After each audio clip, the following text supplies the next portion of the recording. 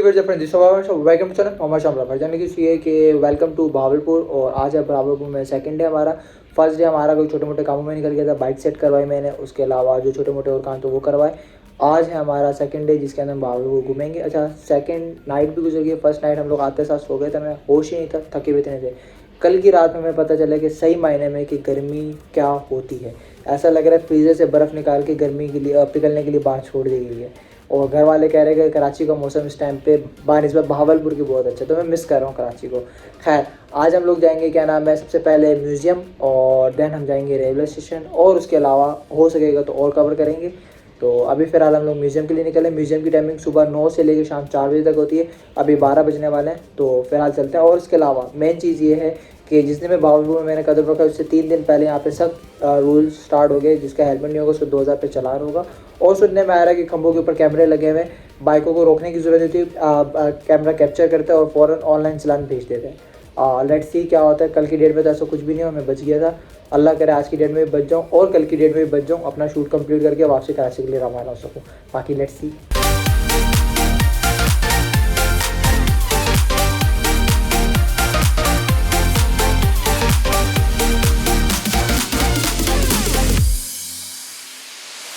जो कि मैंने बताया कि भावलपुर में सख्ती चल रही थी, तो जैसे ही मैं बाहर निकला तो मैं देखा इंक्रोचमेंट भी चल रही थी। जिन लोगों ने अपनी दुकानें आगे तक बढ़ाई हुई थी और आगे तक पक्की की हुई थी, वो पक्की चीज़ें तोड़ी हुई थी। उसके अलावा हेलमेट के ऊपर तो मैं आपको बता चुका हूँ कितनी सख्ती चल रही है इधर।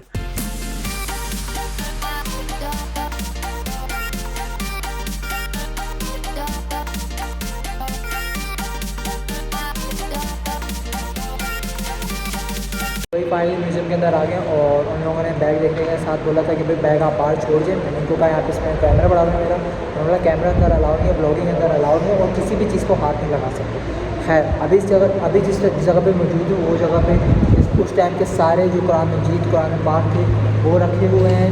आगे मेरे साइड देख सकते हैं, चारों तरफ एक गोल दायरा बना के रखे हुए हैं। और उसके अलावा सेंटर में एक प्यारी सी चीज़ पड़ी है जिसके बारे में यहाँ पर कोई भी डिटेल लिखी भी नहीं है, ये है क्या। अगर लिखी हुई तो बता देते, पर मुझे जो लग रहा है जैसे हमने पुरानी फिल्मों में देखा जो दोनों साइड से बुक खोलते थे, बीच में कुछ लिखा हुआ होता तो ये उसी टाइप का लग रहा है। लग वैसा है बट है क्या मुझे आइडिया नहीं। उसके बाद हम थोड़ा सा आगे आते हैं तो बैकग्राउंड का कार देख रहे हैं, नवाब सादिक 1941 में यूज़ किया करते थे। और उसके अलावा ये जो कार है ये कार यूज़ करते थे 1952 से लेकर 1957 तक। और जो नंबर है वो है 396। अभी मैं पिक्चर का वाला था तो मैंने नोट किया, बोले टायर है कहाँ, तो पता चलेगी। तो जो मिस्टर बीम कार्टून में 3 टायरों वाली गाड़ी होती थी ना, वो है ये यार। मतलब अभी तक कार्टून में देखी थी और अब रियल में देखने को मिली है, क्या कह रहे हो।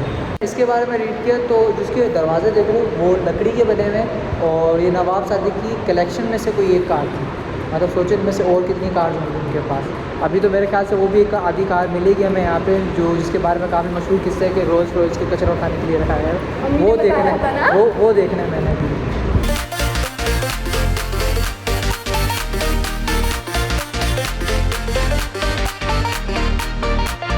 चौलिस्तान का जो पूरा एरिया जो आप गूगल मैप पे सर्च करोगे तो सबसे प्यारा आता है कि वो नक्शा बना हुआ है। बट अभी ऐसा कोई चौलिस्तान में रह नहीं गया, बस अगर रह गया तो सिर्फ ये साइड की दीवारें, उसके अलावा कुछ भी नहीं रह गया। और उसके अलावा चौलिस्तान के अलावा हमारे इसके ठीक बराबर में ही नूर महल का भी स्ट्रक्चर इन्होंने रखा है, जो कि हमारा नेक्स्ट पॉइंट है। हमने ये विज़िट करना है लाजमी, अगर इधर हमें अंदर जाने दिया तो।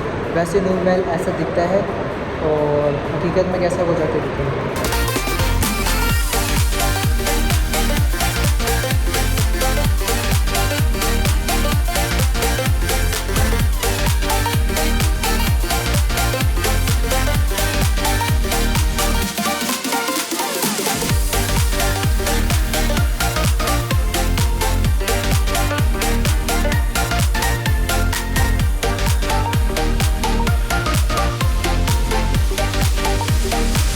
के अंदर मैं आ गया हूँ। तो यहाँ पे के नॉर्मल डेली बेसिस की चीज़ों यूज़ की जो चीज़ें होती थी, जैसे कि जग हो गए, प्लेटें हो गई, क्रॉकरी एक तरीके से इनकी है यहाँ पे अवेलेबल। उसके अलावा यहाँ पे जो उस टाइम पे जंग के लिए यूज़ की जाने वाली तलवारें थी, तीर कमान थी, ये तलवारें थी। और जैसे फिल्मों में ड्रामों में देखते हैं पुराने ज़माने में। उसके अलावा मज़ेदार हटना क्या नाम है ये आया है, मतलब कि मेरी बेगम को देखते साथ अर्तुगरुल याद आ गया।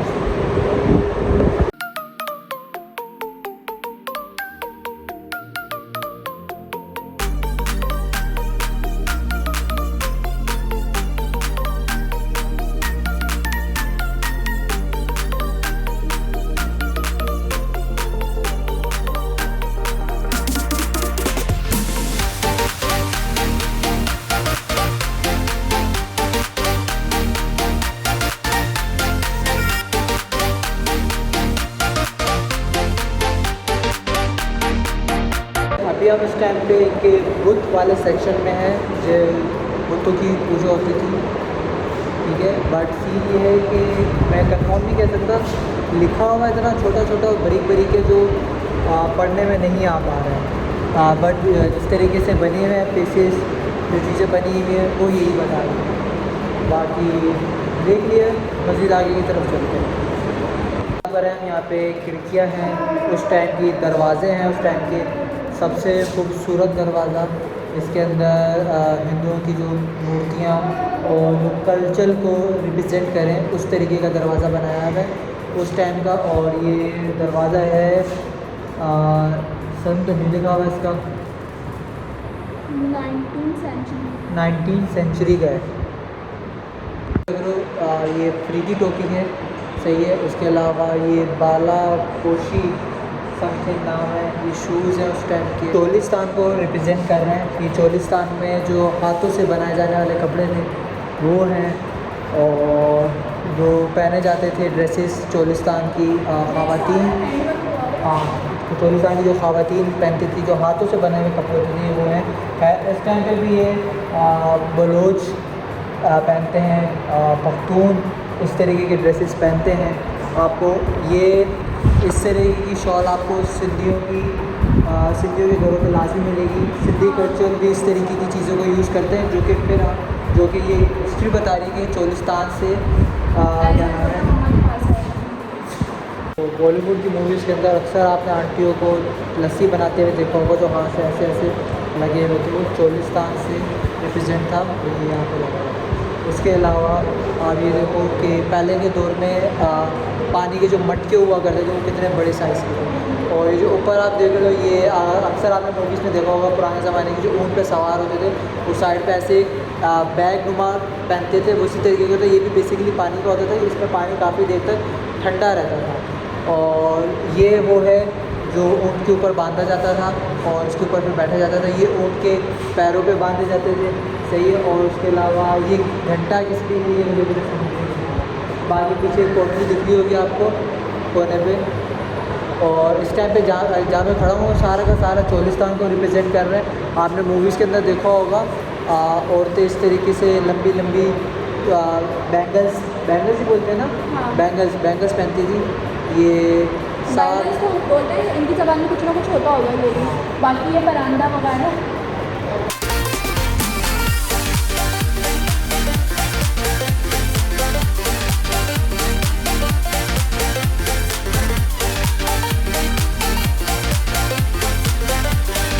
अच्छा, अभी हम जिस जगह पे मौजूद है उस जगह पे स्कूल के बच्चे जो अपने हाथों से कल्चर को रिप्रेजेंट करने के लिए बनाते हैं वो इन्होंने म्यूज़ियम में लगाया है।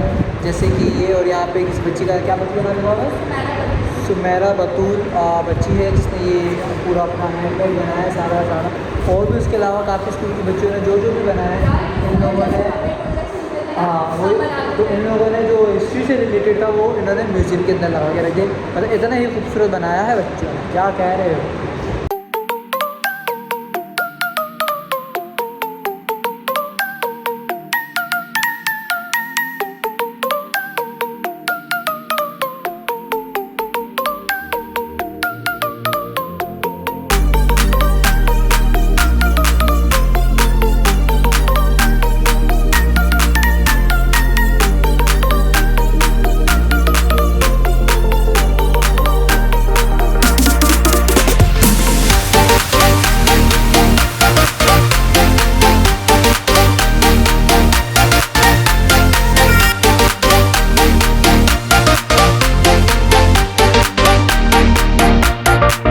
म्यूज़ियम हमने पूरा विज़िट कर लिया। उसके बाद इसके बराबर में लाइब्रेरी भी है जो काफ़ी मशहूर है, बट वो कह रहे हैं ये 6-7 महीने से बंद है, इस पर काम चल रहा है। अच्छा, मैंने बोला कि चले मैंने अंदर आपके कहने के मुताबिक सारा का सारा मोबाइल से शूट किए।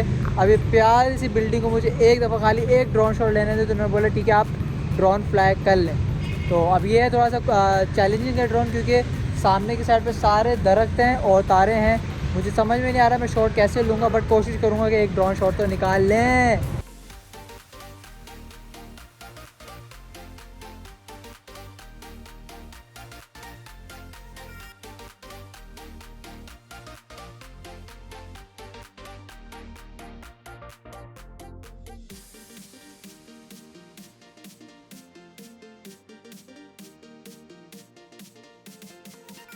नवाब सादिक लाइब्रेरी 1924 में बनी थी और इसकी तामीर सर नवाब सादिक मोहम्मद ख़ान के दौर में हुई थी।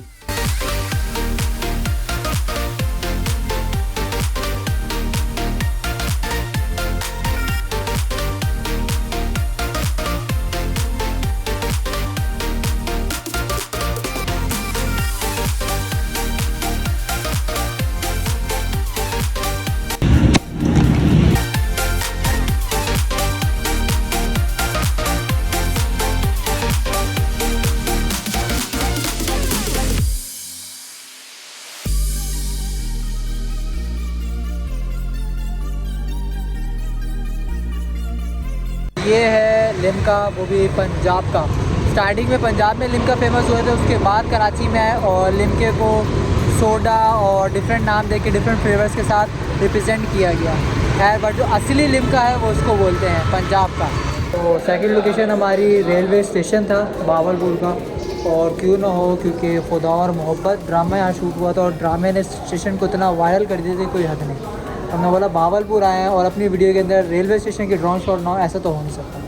तो यहाँ के ड्रोन शॉट शूट करेंगे और उसके अलावा एक में ऑल ओवर क्या नाम है बहावलपुर की वीडियो के लिए एक सीन रिकॉर्ड करना है, वो रिकॉर्ड करेंगे। फिर उसके बाद हम दोपहर के खाने के लिए निकलेंगे। अभी फ़िलहाल मैं बहावलपुर के रेलवे स्टेशन पर मौजूद हूँ।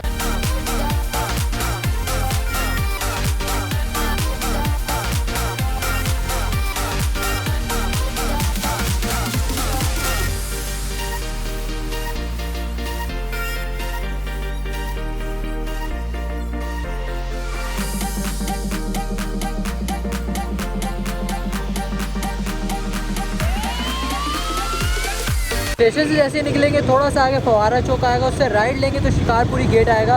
इसके अंदर होते साथ तीसरी से चौथी शॉप है जिसके पास पाए, चिकन का सालन और हर एक चीज़ मिलेगी। दोपहर का खाना आपको मज़े से 250 रुपये में हो जाएगा विद कोल्ड ड्रिंक। मैं खा चुका था, शूट करना भूल गया, मैंने बोला क्यों ना बता दूँ। अब हम जा रहे हैं नूर महल की तरफ।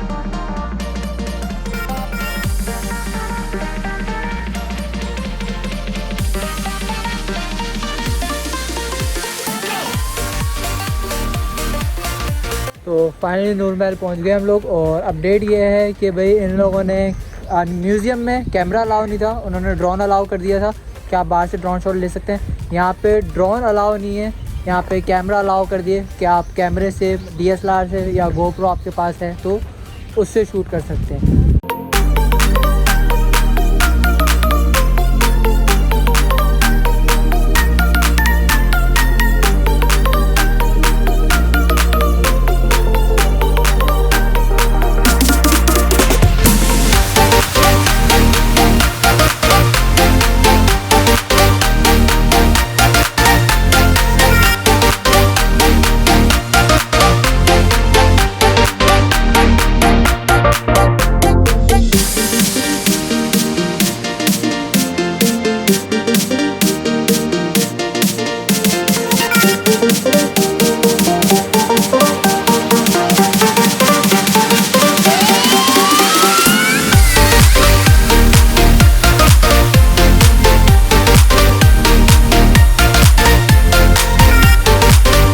नूर महल के अंदर है और सबसे पहले मेरी आंखों के सामने आया है, जैसे मैं फोटोग्राफ़र हूँ तो ब्राइडल ड्रेस, वो भी चोलिस्तान का।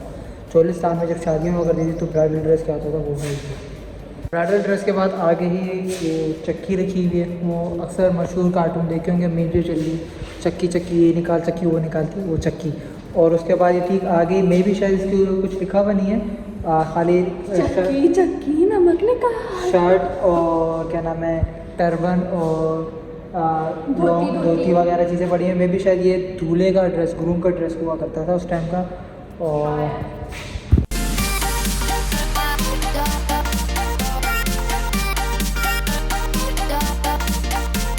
थोड़ा सा ही अंदर आने के बाद इस टाइम पे मैं मौजूद हूँ नवाब सादिक के बेडरूम में। और क्या ही लग्जरी बेडरूम है ये, उनकी ड्रेसिंग हुआ करती थी इस गैलरी के अंदर नवाब सादिक की family pictures, lifestyle pictures, political pictures, meeting pictures और 3 साल से लेके 61 ईयर्स तक की पिक्चर्स अब मौजूद हैं। और उसके अलावा यहाँ पे मज़ीद जो भी महल है जैसे कि नूर महल, दरबार महल और भी निशात महल, गुलजार महल, बट फ़र्क ये है कि सिर्फ एक नूर महल ही है जो आवाम के लिए खुला हुआ है, बाकी सारे के सारे फ़ौजियों के अंडर में है। दिल तो मेरा ये था कि मैं सब देखूं, बट ज़ाहिर सी बात है फ़ौज के अंडर में तो हम नहीं देख सकते। खैर इसको मज़ीद विज़िट करते हैं हम लोग।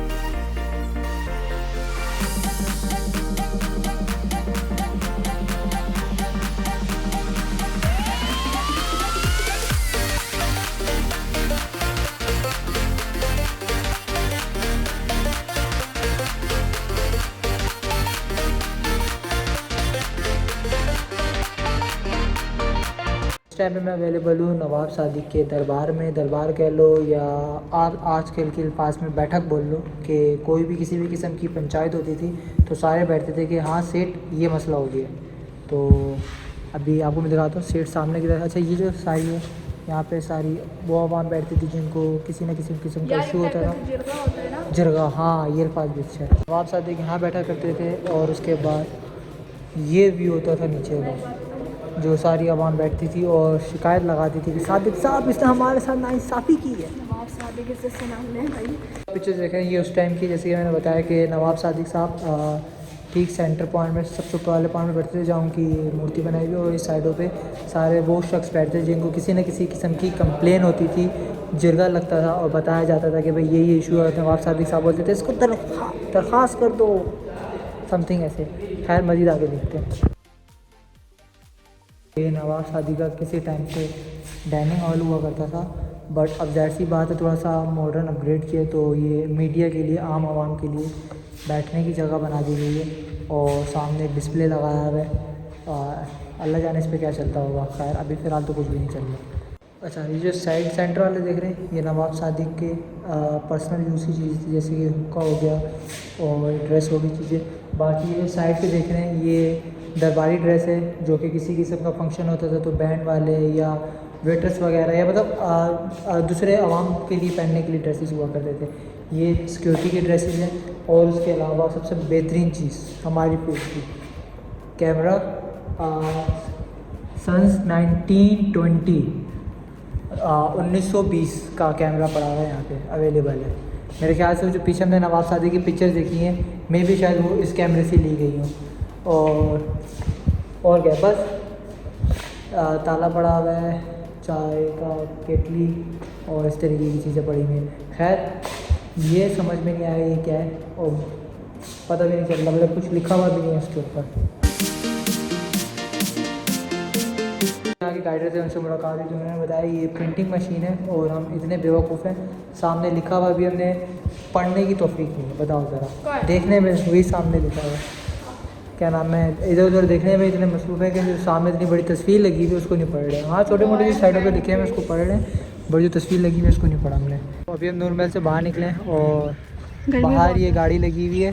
ये गाड़ी की अंदर तस्वीर लगी हुई थी, जब हज उम्रे के लिए जाया जाता था तो उसकी फैसिलिटीज़ के तौर पे ये गाड़ी हुआ करती थी, वो गाड़ी हुआ करती थी और उसके अलावा आगे एक और नहीं, आगे तो बल्कि पक्की बस ये 2 गाड़ियाँ हुआ करती थी।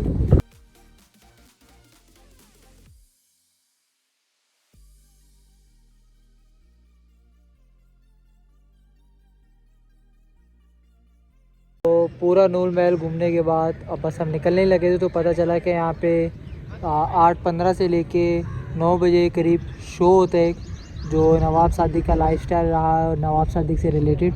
तो हमने बोला क्यों ना वो शो देखते हुए जाएँ। अब मोबाइल की बैटरी 16% है, पता नहीं तब तक चल पाएगी नहीं चल पाएगी।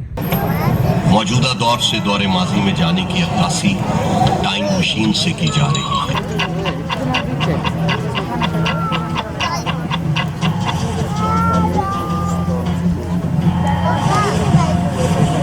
अब्बासी खानदान के तमाम हुक्मरानों की तस्वीर वमा दौरे हुकूमत नूर महल की इमारत पर अपनी भाग बिठा रही है।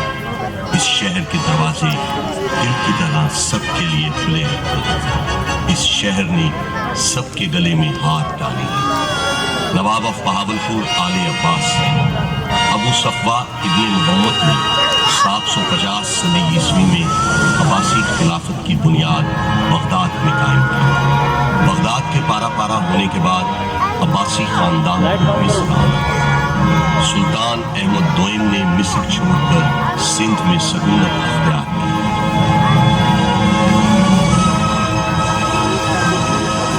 आबी निज़ाम से आने वाली खुशहाली और निज़ामे ज़राअत को महल पर कपास की फसल से जाहिर किया जा रहा है, जो एक मुस्तहकम और मजबूत मईशत की गमाज़ी है।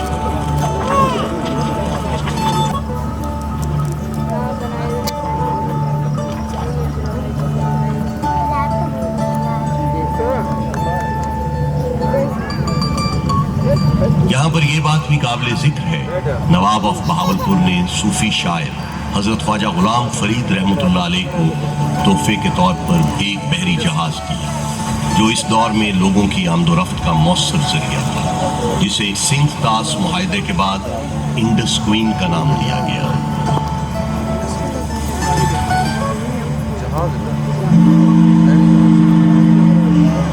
Hindu India and Muslim India must be separated because the two nations are entirely distinct and different.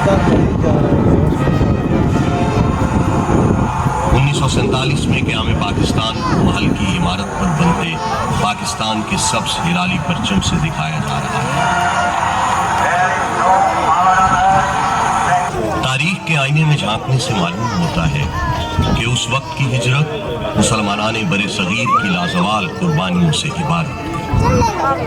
का पाकिस्तान के साथ गैर मशरूत इल्हाक पाकिस्तान और रियासत बहावलपुर के परचम के मिलने के अमल से दिखाया जा रहा है। नवाब ऑफ बहावलपुर के पाकिस्तान से इल्हाक के बाद उन्हें मोहसिन पाकिस्तान का लक़ब दिया गया। पाकिस्तान के लिए नवाब सादिक मोहम्मद खान अब्बासी पंजुम की बेलौस और गैर मुतज़लज़ल हिमायत और मदद को सोने के सिक्कों से दिखाया जा रहा है। उस दौर में नवाब ऑफ बहावलपुर की पाकिस्तान से मोहब्बत और अकीदत रोज़े रोशन की मानिब आया है कि अहले इल्म, शायर, दानिश्वर, साइंसदान और शानदार खिलाड़ी एक जिंदा किरदार की सूरत में हमेशा ताबिंदा रहेंगे और इन्हीं सितारों से हमारी राहें मुनव्वर रहेंगी। नूर महल माजी की तरह मुस्तक़बिल में भी अपनी कलीदी हैसियत कायम रखेगा।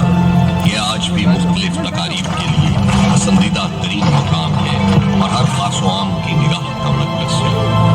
वो वक्त दूर नहीं जब नूर महल इस खित्ते में सियाहों के लिए अहम तरीन जगह के तौर पर जाना जाएगा और दुनिया भर में पाकिस्तान की शनाख्त का बाइस शहरे दीदाए